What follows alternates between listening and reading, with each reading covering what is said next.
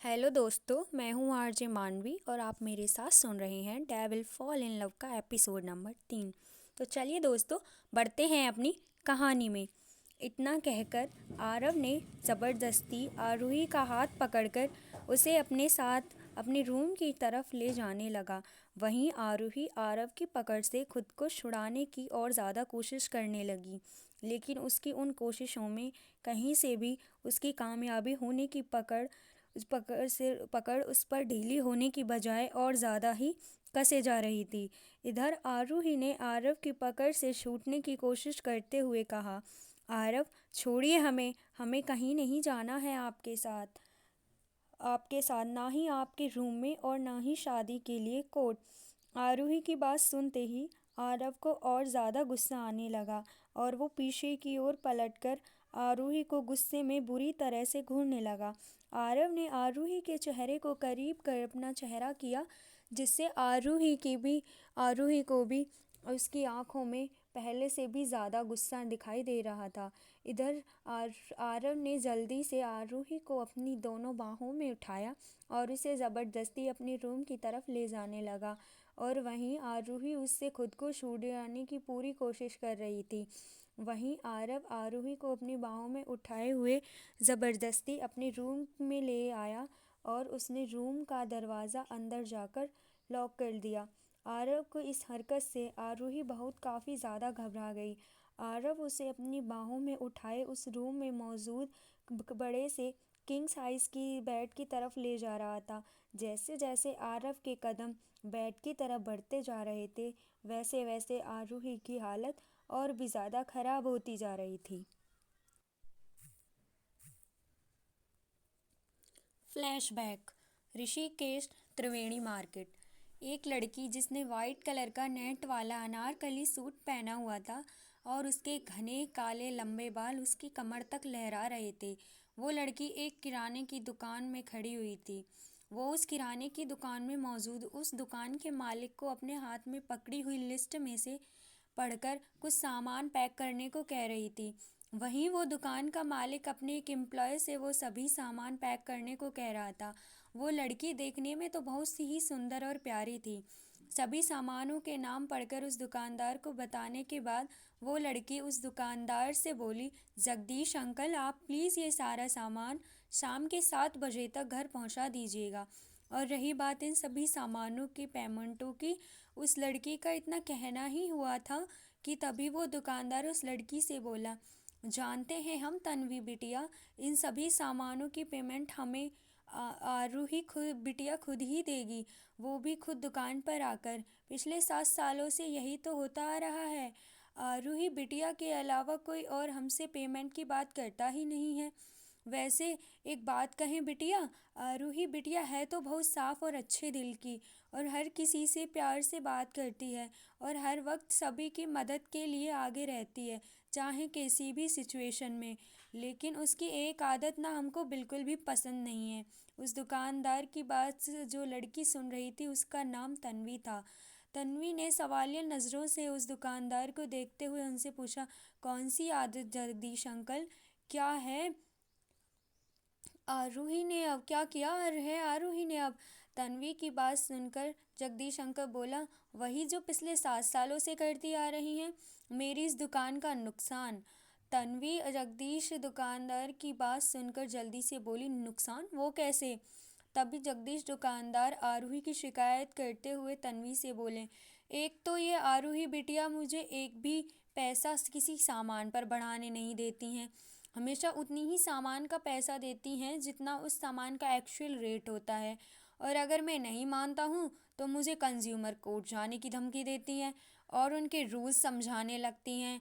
और पिछली बार तो वीडियो बनाकर मुझे धमकी देने लगी कि वो मेरी दुकान के खिलाफ पूरी सोशल मीडिया में ये बताएंगी कि इस दुकान में कभी सामान खरीदने कोई मत जाना, क्योंकि यहाँ का दुकानदार जगदीश शर्मा अपने ग्राहकों से ज़्यादा पैसा लेकर उन्हें लूटता है, और ऊपर से वो अपने सभी टूरिस्ट को अपने साथ मेरी ही दुकानदार पर लेकर आती हैं और उन्हें भी एक पैसा भी ज़्यादा देने को नहीं देती। अब तुम ही बताओ बिटिया, अगर मैं एक दो पैसा किसी सामान पर ज़्यादा कमा लूँगा तो आरूही बिटिया का क्या जाएगा भला। जगदीश दुकानदार की बात सुनकर तन्वी कुछ देर तो सीरियस फेस एक्सप्रेशंस के साथ जगदीश दुकानदार को देखने लगी, लेकिन उसके बाद वो जोर जोर से हंसने लगी। तन्वी की इस तरह हंसते हुए देख जगदीश दुकानदार मुंह बनाते हुए तन्वी से बोला, देखो बिटिया, ऐसे हंसो तो मत। अब तो हमने सोच लिया है कि अब हम इस बारे में सीधा सुचिता जी से ही बात करेंगे और उनसे साफ साफ कह देंगे कि अगर वो दुकान से अगली बार राशन का सामान चाहती है ना, तो वो हमसे और हमारी दुकान से चाहत बिटिया आरूही बिटिया को दूर ही रखें। अगर उनका पास हमारी दुकान में सामान आने का टाइम नहीं है तो हम अपनी दुकान के एम्प्लॉय को भेज देंगे सामान घर तक पहुंचाने के लिए और साथ साथ सामान का पेमेंट लाने के लिए भी। जगदीश दुकानदार की बात सुनकर तन्वी अपनी हंसी रोकने की कोशिश करते हुए बोली, आप ऐसा ही करिए जगदीश अंकल, लेकिन हाँ, आप ये याद रखिएगा, मासी से बात करने से पहले ये बात गलती से भी आरूही के कानों में नहीं पड़नी चाहिए कि आप आरूही की चुगली मुझसे कर चुके हैं और अब मासी से करने वाले हैं, वरना मैं ये गारंटी के साथ कह रही हूँ, बहुत जल्द ही जल्द आपकी दुकान का केस कंज्यूमर कोर्ट तक पहुँच जाएगा और उस कोर्ट में आपके खिलाफ जो वकील होगा वो खुद आरूही ही होगी। तन्वी की बात से कहते ही जगदीश दुकानदार बोला, शुभ शुभ बोलो बेटा, शुभ शुभ बोलो, शाम की संध्या आरती का समय होने वाला है, कहीं तुम्हारी बोली हुई बात सही हो गई तो फिर मेरा और मेरी दुकान का क्या होगा भला। जगदीश दुकानदार की बात सुनकर तन्वी को कुछ याद आया और वो जल्दी से दुकानदार से बोली, अच्छा याद दिला दिया आपने अंकल, मैं तो भूल ही गई थी कि आरूही मेरा घाट पर आरती का इंतज़ार कर रही होगी। अगर मैं लेट हो गई ना तो वो आपसे पहले मेरी ही क्लास ना लगा दे।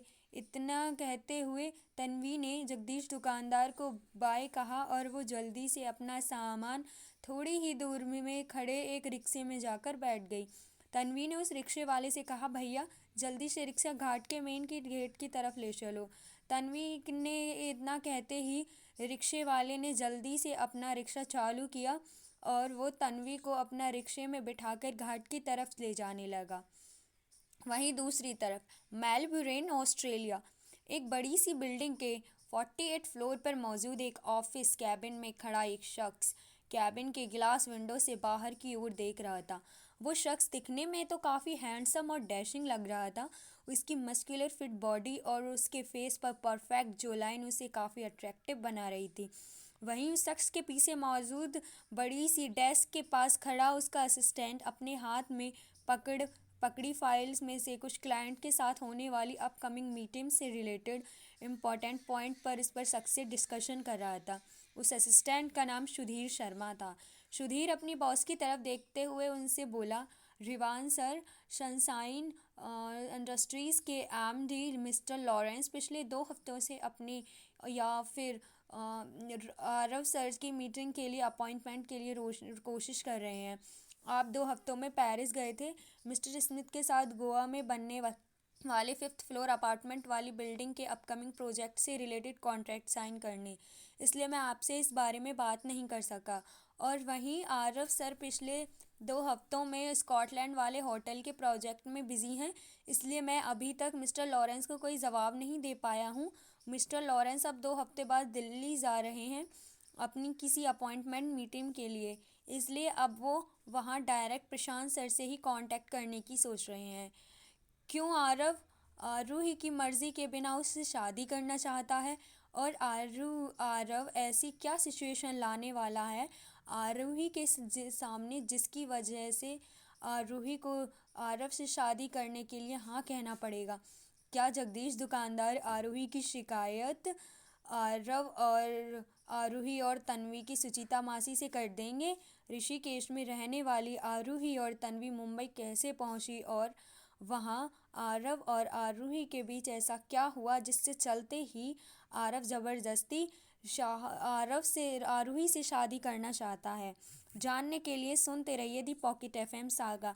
और हाँ, अगर आप पूरी स्टोरी सुनना चाहते हैं तो मेरे चैनल